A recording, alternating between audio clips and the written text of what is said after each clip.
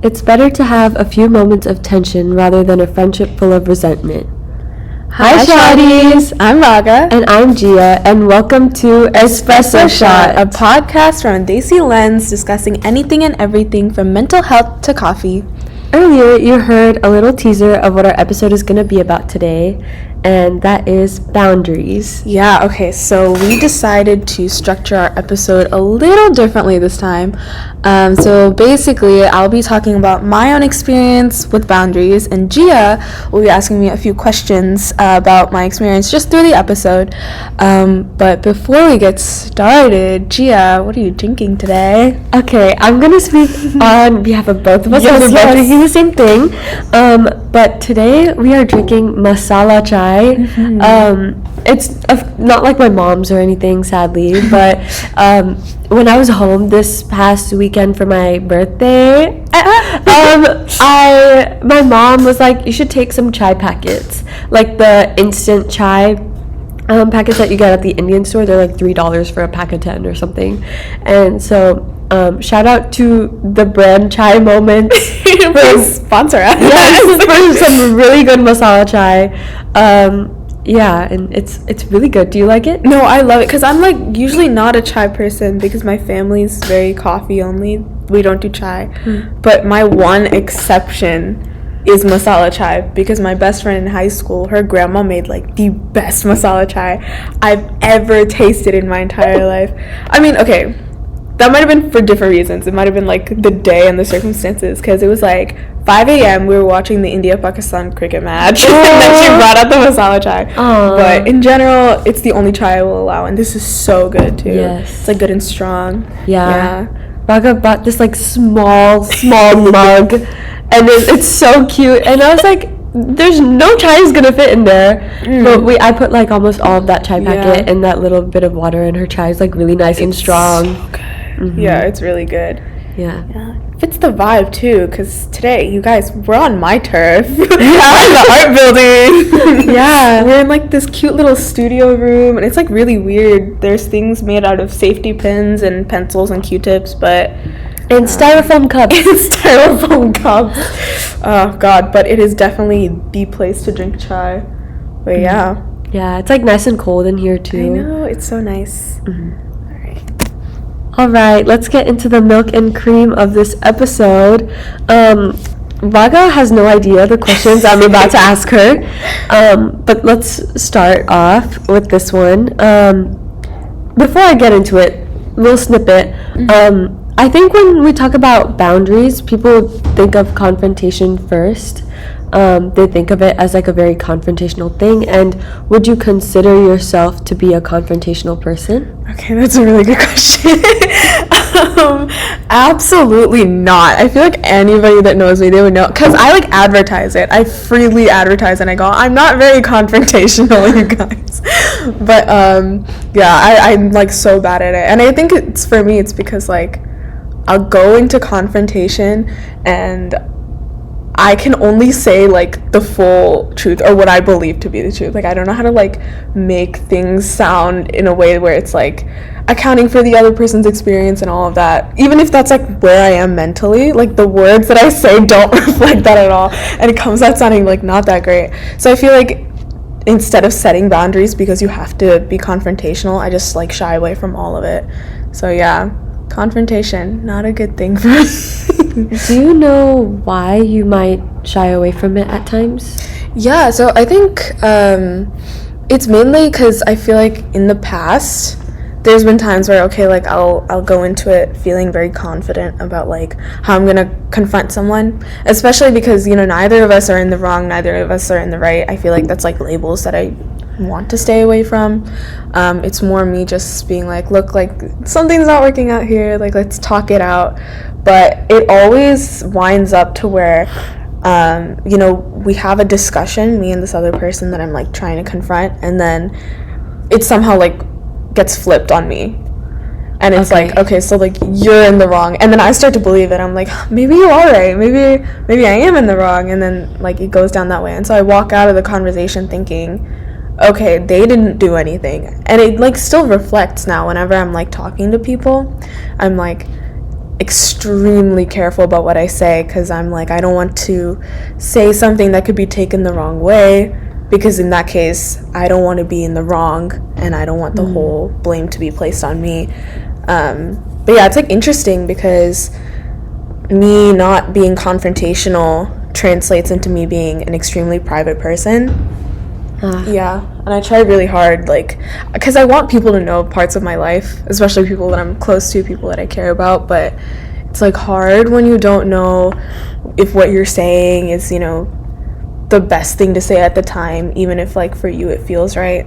Yeah. So it's more of like not just a confrontation thing. It kind of becomes like, correct me if I'm wrong, but a vulnerability thing.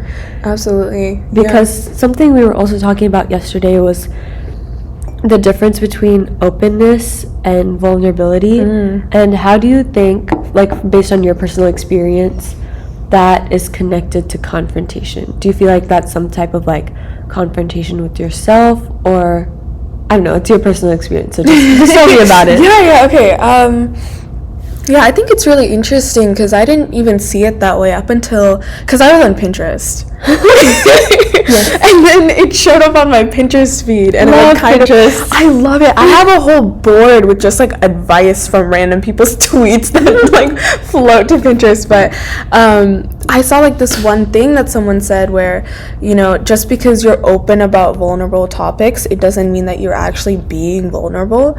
And that like really resonated with me, because I tend to be very open about vulnerable topics if asked, like, because then I know the other person is initiating it, the other person feels comfortable talking about, like, you know, deeper things. You know, it's like there's permission on both sides, so I tend to just say everything, because it's hard to bend the truth, right? Yeah. If you say just the truth, there's really only a few ways that you can take it, and a few ways that you can be prepared for it to be kind of out there in the world. But I think with that, it's like I tend to be so honest about my own experience, but from a very detached perspective, to where I'm not actually feeling what I'm saying.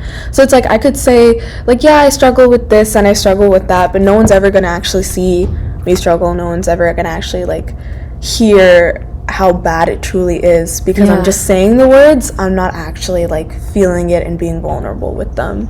Yeah. That's honestly something I've been thinking about a lot lately, where sorry, we just heard very weird sounds. Oh my god. That's so creepy. That's so okay. Anyways,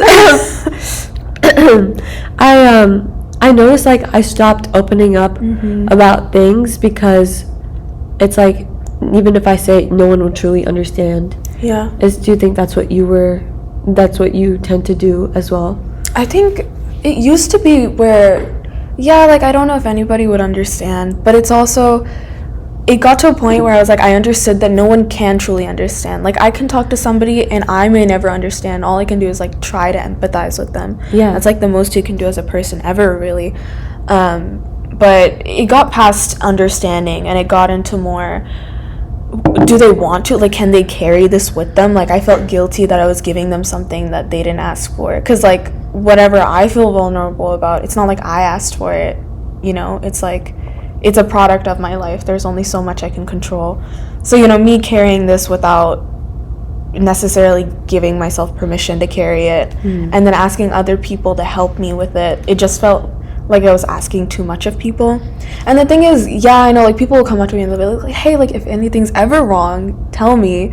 Yeah. But there's a difference between someone saying it and then someone truly, like, understanding the extent of a problem. So I feel like I tend to be more on the guarded side because of that. And then that's why my boundary issues are like, I set too many or not enough. But yeah. Do you think not being as vulnerable with people is a boundary you've set for yourself, or do you think that's something that you've done out of just the idea that no one will truly be able to fully empathize, or do you think it's both? That's a good question. I think I'm fully comfortable with the fact that no one will truly be able to empathize. I think, like, for me, it's like if you show that you're trying, that's like enough. That like I don't know, it really touches my heart in a different way than if you fully understood what was going on. I feel like when people enter vulnerable conversations just like expecting to understand everything, then you're not gonna empathize. Sometimes you just have to let go of understanding. Understanding is, you know, like the last peg on everything. Just, you know, being present, being there, I feel. And I know that, you know, that's harder, I think, than asking someone to understand. But I feel like people do come up to me with full intentions of listening, but they try to understand instead of empathizing. And that's when, yeah, that's where I'm also like, okay, like clearly, like I don't know if they understand what I'm saying now, because it seems like they're getting it to the point where it's like you haven't gone through it, so I don't know if it's, you know, sitting well or what people are really thinking. And Yeah. because you never know if it's like, oh, they're saying, oh, I get it, like I'm sorry, but internally they're like, oh, that's your basket case. Yeah. So I think for that reason I tend to like close off all of it, just completely shut down, because it's easier not to tell people things than to like tell them and then have to deal with the after effects of you know, they think they know what's going on, but that's not the case, and I don't have to have another conversation about here's what's really happening, and then just like constantly having to overcorrect and then prove that whatever they think they understand isn't the truth. Yeah. Just kind of going off of the notes that we created for this episode, you kind of mentioned like you don't have to engage with someone if you don't want to. Could you talk about that a bit? Yeah, okay. So, interesting story. The reason that we're choosing this topic is because I had like a very interesting weekend where I was like thinking about this topic a lot. You know, like engaging with people, whether I owe my you know, like conversation to somebody, just like being present for people even if I don't think they value it as much. Yeah. And then Monday morning I went to my therapy appointment. My therapist is so sweet. I love her. Are we getting a therapist shout out? Yes, shout out to Amber. Yes, God, I love her. But she was telling me basically, you know, it's like there's an extent that being a good person, quote unquote good person, can go. You know, like you can be like, oh, like I understand someone made a bad decision, doesn't make them a bad person. That's great, but that doesn't mean you have to engage with them just because you've like established that they're not a bad person. Yeah. I mean, because at that point it's like, well, do they understand that they've made a bad decision? And even if you talked it out, it wouldn't exactly do anyone good. Yeah. Because, you know, to most people, even if they know that their actions are not the best, they will still stand by them. Yeah. That's absolutely true. And I think being uncomfortable with something, even if it's a small thing, is enough of a reason to set a boundary with either that person or with yourself. Yeah, that's very true. I think I never gave myself that you know, something like that to indulge in. I was always like, okay, well, discomfort is something that you can fix. Like, you can force yourself to be comfortable around someone. Like, but honestly, like, just walking away, completely fine. Completely. Because I know if someone did that to me, like, sure, I would be, like, hurt by it, probably, but I would also understand. I would be like, sometimes people just don't click. And sometimes we're on different paths, and sometimes, like, you know, we understand different things, and if you choose to walk away, that's fine. It's fine by me, because I know we're just in different places in life. Yeah. And, you know, we're talking about, like, walking away from people. And I've kind of noticed, like, college kids especially, like, we're freshmen in college, and we're surrounded by a lot of freshmen in college. I noticed that, like, everyone is trying very hard to be an adult. Because we were basically kids about a year and a half ago. We were 17. But the second you turn 18, you feel like this insane pressure to act like an adult. And one of the biggest things about feeling like you need to be an adult is this emphasis on communication. And I honestly think that communication is great. I think it can be a great aid to so many problems and so many friendships and relationships in general. But do you think that there's too much of a stress on communication? I would definitely think so. I actually didn't even think about it until we started talking about this, but I feel like it's interesting because different levels of communication mean different things to people. Yeah. Yeah, because it's like sometimes what's just enough to one person can be too much for another. And I think my solution for that and what I've internalized is like saying nothing to anybody. But it's definitely weird because it's sometimes I like keep things to myself because I found that in the past, like if I keep something that I really care about to myself and then I wait until it's like 100% solidified, then like it makes its way in like a healthy, solid, successful way. Like, you know, like it works out, it pans out the way that I need it to. But if I tell someone about something in the early stages, it always falls apart. Like it always falls apart. So I think for me, I'm like especially hyper aware of energy and what other people might bring into a certain situation. Because if I genuinely want something to happen, I will keep it to myself, like to the best of my ability. And yeah. And then it's like I feel like the second I start telling people, I have to remember, okay, what's going on in their life where they might not be as happy for me. And, you know, like, they might not want me to be this stable in life right now. Even if it's not conscious or actively, they're, like, not trying to ruin my life. But it's sometimes it just comes out in ways that you can't control. And I think for that reason, I keep communication on a low.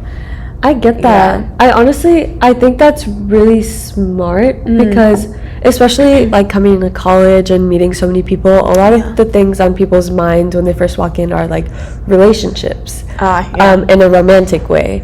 And you know, sometimes someone will think someone else is cute and then they'll tell everyone they know. But when you're like starting to form a connection with someone, it's very personal. And like whether you're referring to like romantic relationships or just like friendships and opinions on people in general, I definitely think that is a smart way to go about it, because we're hearing the funny sounds again. I feel like there's a person behind that curtain. I think the window is open, honestly.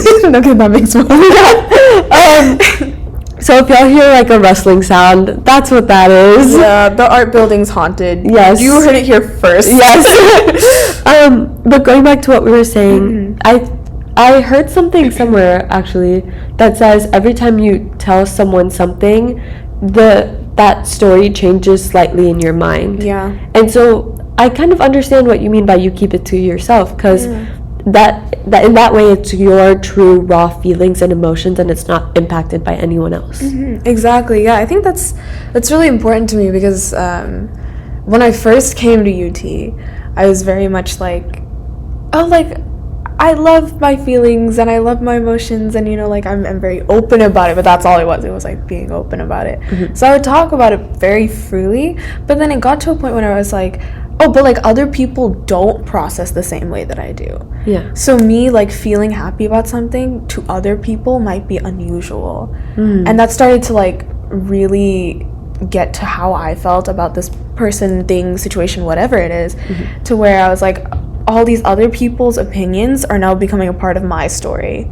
And it's like, this is a connection that I want between me and whatever it is, not me and 5 other people. Right? Yeah, and I feel like when you're talking about like a person or your opinion of a person, when you talk, like you're saying, when you talk to 5 different people, not only do you take on a small bit of each of those 5 people's opinions, you also kind of glamorize the situation that you're talking about. Because then you're not only talking to them about it, you're talking to people about it, and it makes it so much more of a bigger deal. And that's why I think it's not magnifying but glamorizing it. Yeah, that's so true, actually. It's like, because once you start talking to people about it, first of all, whoever you tell about whatever, they're gonna be in your head now whenever you're like, they're like, they know this thing. And then as far as like glamorizing it goes, it's like while you're experiencing whatever it is that you're telling people, you're gonna start to be like, okay, but how am I gonna make it change so that when I go back and tell those people again, the story gets better. So it's like you want to like, you're actively like living up to someone else's expectations now. Yeah. Yeah. Going off other notes from our note. That was a weird way to phrase it. Oops. You say one of our notes are not asking for opinions on things you were already said about. Yeah. And trusting yourself is a form of boundary setting. Can you talk about like self-trust and boundaries? Yeah, for sure. I think, okay, this is really interesting. This has a lot to do with design more than anything else. I feel like I learned it through design, but it's like sometimes I'll make something or I'll decide something for, you know, whatever project I'm working on. And if I know as a designer that like this is the best it'll get, like I'm not going to iterate on this anymore because there's so many other problems, then I just don't ask about it. I don't go and I ask like people for feedback, because I think if you trust yourself enough to make the right decision, then you should just like leave it at that. Especially if it's something where you like feel that it can't move in a better direction. Especially because other people, the way that they see things, like their lens is a little bit, you know, skewed compared to when you're actively like you're building something and you're sitting there and you're looking at it and trying to make it work the way that you see it in the end. So I think, you know, keeping in mind everyone else's vision for whatever they want looks different. You know, you can't go ask advice on every little bit. And then that's like how it started. It started with design stuff and then, you know, like wireframes and all of that. And then it slowly built into where I was, you know, working on like relationships in my own life, or, you know, the people that I talked to who I was like choosing to talk to more and all of that. And it was, if I felt happy and stable in something, I wouldn't go ask other people, oh, what do you think about this person? Or I wouldn't like go and be like, oh, like, yeah, like, you know, I'm friends with this person now. Like, I'm not gonna go advertise who else is in my circle. Because I feel like then what if they have beef? What if their dynamic is off and you know, they bring that energy into it now, and now you know something that maybe like you shouldn't have known because you were looking for something to go wrong, which I think is like another thing. Like, if you don't like trust that decision on your own enough, I feel like self-trust first off, I think is definitely a skill. Like, you know, you have to definitely work on it and exercise it a lot for it to be strong. And I think if you forget to account for it, that part of yourself, then you start to look for things to go wrong so you can bow out. And I feel like I've done that a lot in the past. And you briefly mentioned setting boundaries with your work in design. And you know, you talked about setting that boundary with yourself, being like, I trust that this is good, and I'm not going to seek out the opinion of someone else. Do you think you've ever gone against that like mini boundary you've set for yourself in certain situations, and could you talk about that? Absolutely. I go against it every time I start a new project, because it's like you start working with new people and it's all of a sudden a new situation. Because I'm a pretty versatile designer at the moment. I want to do UI UX, but I kind of just do all of it now. Like my general rule for work is if I can see it, I'll do it, and that's about it. But because of that, I start to work with different people from different backgrounds and principles. Like some people have solely like a print media lens, and other people have only like a technical lens. Like, can we code this or not? So you know, like, just knowing that their experience floats down and critiques whatever you've made in different ways is something that it's easy to forget in the beginning of a project when you like give them so much power that especially me, I'm like, oh, you probably know more than I do. So that's when like the boundary kind of crumbles a little bit, when I lose trust in my own design eye. But I think it gets to a point where I receive feedback that I'm like, there's no way this is possible. Like, all of what you're saying is incorrect. And then I'm like, okay, it's time to set my foot down. And then I have a conversation with who I'm working with, and I go, like, you said this, but here are all the reasons why I think it would work. But I think that's the other thing. Like in design, like you have to have very specific reasons for why you're not asking for further advice. But when it comes to like other things in life that's not work, they're more like ambiguous and not as concrete as just like projects. You don't have to necessarily have a reasoning if you're like, I just don't want to ask someone about something. Just like feeling like you don't need to take that extra step is enough. But yeah.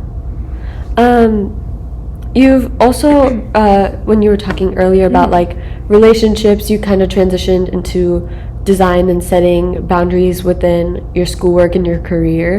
And you know, it's very obvious to, I think everyone experiences like setting boundaries in different settings, like friendships and work and family and all of that. And how would you say it like differs for you? Do you change the way you set boundaries with people based on personality, or do you catch yourself feeling less confrontational with some and more confrontational with others? Yeah, I think it absolutely changes. I think the more comfortable I am with a person, the more I feel like I don't have to sugarcoat confrontation. Like, the farther you get in a relationship with someone, I feel like personally I haven't had to sit down and have a conversation. You know, like in the early stages of whatever relationship I'm in, I can be like, hey, like, look, this isn't, you know, great for me. Like, this isn't. Oh, are you gonna sneeze? I hope not. Sorry, continue. Good. But yeah, it becomes like a full-fledged conversation. But the more comfortable and the more closer we become, it can be as simple as, oh, like, I don't love when you do that, and that's like the end of it. Yeah. And then they understand. And I think it definitely depends, because like with my parents, for example, like setting boundaries in some ways is easy because I can be like, all right, like I'm just I don't like when that happens or when you do that or when you say that. And you know, to the most part, like they'll try to understand what I'm saying and actively incorporate it. But in other ways, like in other parts of our relationship where we haven't discussed certain things or we haven't, you know, gotten the time to become comfortable in whatever topic that is, it becomes a whole conversation about why I'm feeling this way and how we can make it better and all of that. But I know you brought it up when we were brainstorming, and I do want to hear about, you know, what you were thinking with the boundary settings and like different situations. Yeah. Oh, yeah. I've honestly learned that I find it easier to set boundaries with my friends than my family, and I think a lot of that has just stemmed from like I got really close to the people at college because that became my family. Right. And also with Desi parents, you know, if you set a boundary, they kind of see it as disrespectful sometimes. Yeah. Which I don't think that's coming from a bad place. I think it's just we're not used to it type thing. And just like a quick little self-experience thing, sometimes my parents would argue at home, and just like hearing people argue tends to stress me out. And so, you know, I kind of had to talk to my dad about it. I was like, I don't like it when like voices are raised, because it just makes me sad to hear people fight. Like, I think everything can be a discussion. It does not, like, arguing just, I don't like it. And you know, at first when I talked to my parents about this, it was very much like, it's our problem, why are you talking about it? Right. But like over time they kind of saw how it was affecting me, and like I started going to therapy this January actually. And going to therapy happened for a bunch of other reasons, which I won't get into right now. We'll have an episode on mental health soon. But like I talked to my therapist about it. She was like, no, you need to set boundaries and specifically say how it made you feel. And the biggest thing I've learned about setting boundaries is that in every situation, friends, family, work, not work, I take that back, friends and family, and my relationship, I need to approach it from a I feel standpoint, as well as the logical. So it's logical and it's emotional. And so I will kind of phrase it in a way that's like, this action made me feel this way. And I realized, based on like just kind of observing from my parents' arguments and like other people arguing in general, it always comes from telling the other person something. It's always like, you did this and you did this and this and this, instead of being like, this is what happened, right, it made me feel this way, can we talk through it? And so I tend to do that with friends and family, and my relationship, and it served me well for the most part. The biggest thing about boundaries for me is I can tell a lot about a person based on the way they react to me setting a boundary. And I've had to cut off friendships because of that, and kind of distance myself from people because I feel like I'm not respected. Yeah. And I think that is 100% valid, like we were talking about before.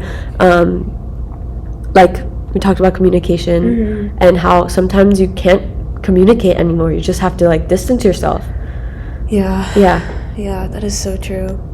Yeah, I think that's interesting. You bring up like a very interesting point about respect. And I think that's been a very, very good reason for me to just back away. Like the second I feel remotely disrespected, like you lose a level of trust from me, at least. Yeah. It's like it takes a lot to win that back too. Especially because I feel at times that I felt disrespected has specifically been work things, or when I bring work to the people that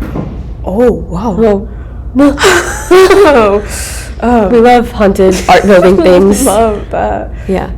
But yeah, so it's like when I bring work to like my friends or family, and I'm like talking about it, and I'm like, I'm so stressed, I'm doing like a million different projects, and it's like I love it, I love work so much, like I'm so happy doing what I'm doing, even if it gets to be a lot, like I'm a workaholic, it's okay. Yeah. But it's when people look at that and then they still say, oh, but you're like a design major, like there's no way that your life is hard. And I think just anything to do with that whole area of you're working but you're not working a conventional job, so it can't possibly be hard or as hard, or it's like comparing what they're doing to what I'm doing, where I'm like we could have a conversation about it, but it's one of those topics where it's so hard for people to understand until you're seeing someone go through it, or seeing someone close to you also in like a creative field, or experiencing it yourself.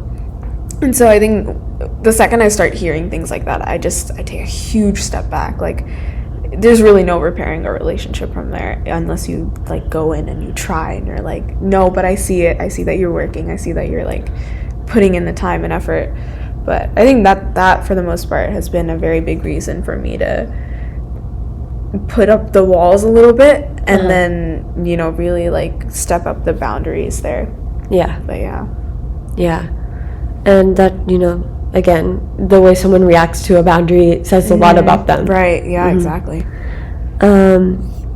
Yeah, could you talk a little bit about how your boundaries with your parents differ from your friends? Because you've talked about like friends and work, but what about parents and friends? Okay, yeah, so I think with my parents, it's interesting because I have a very different relationship with both my mom and my dad. So with my dad, it's like he's also in tech. He's a product manager. Wow. So if I like call him and I'm freaking out about work, like he'll understand so easily. Like he never says take a break. He never says like the things that I don't want to hear, because I'm like, I can take a break when I want to, but I want to hear professionally, like, what do I do from here? I feel like I'm doing too much, not enough, like, and I feel like there we have a very good understanding, but I never bring work to my mom. It only goes to my dad. And it's like there's certain things that I talk about with my mom that's more like she would understand, especially when it comes to like how I'm feeling, or me being an anxious person, like she also tends to be the same way, so she understands that more than my dad.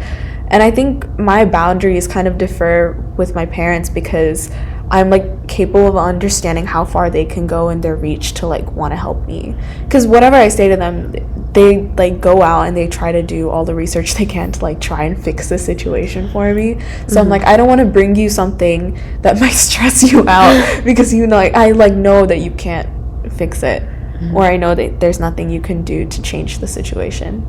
But yeah, I think for that reason, I don't go to my dad with like, if I'm ever feeling too anxious about other things, but I know my mom will absolutely be able to like come from a place of understanding and help me out there. But I think it's like just having two separate conversations and then being able to talk about a certain number of topics with them together that kind of helps me understand where they are engaged, like like what they want their role to be in my life right now as someone that's like not living at home and all of that.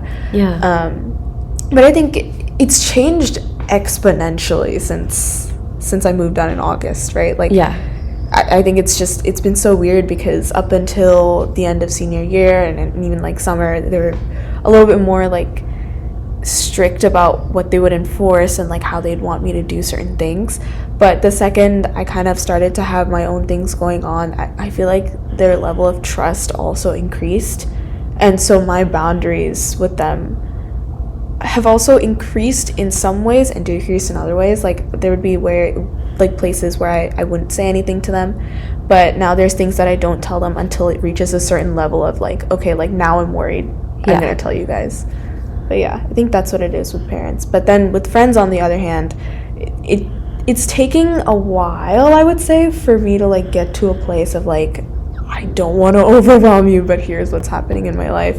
And it's interesting because I don't think twice about what I tell my parents, but I do think about what I tell friends because I know, okay, this person knows this person and that person knows this other person. And it's just being interpreted in different ways because there's like 100 different streams of information coming at you is so common with like a group of friends, especially when everyone knows each other and there's like different dynamics.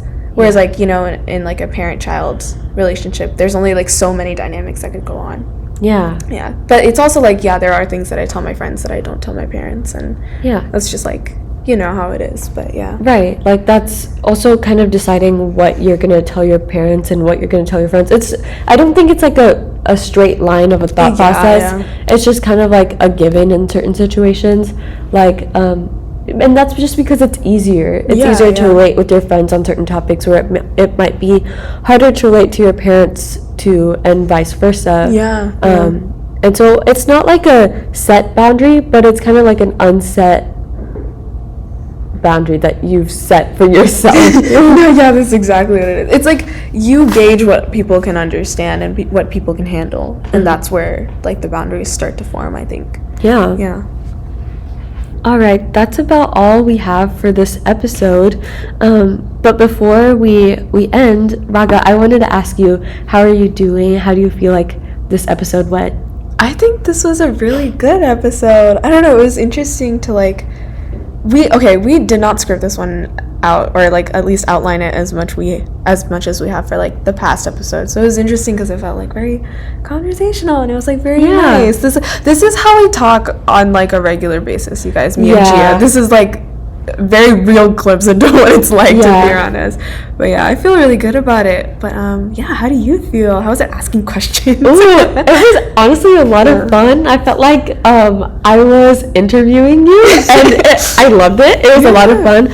Also, I feel like the fact that we're in a different setting than we normally are, because we normally record in my room, but today we're in the art building and it's the first time we've recorded here, and I don't know, I feel like the way we're sitting, like it feels like we're just talking and like the little computer is recording. And it's a really interesting dynamic and I like it a lot, because like when we're in a smaller space, it's so easy to get caught up in like oh my god, what do I say next? Like scrolling through the script and things like that. But I really like the way that like this dynamic is and the way that, you know, our podcast is changing. Like we changed up the intro this time. We did. And that was really fun. And like, of course, the style of the way the episode went was really interesting too.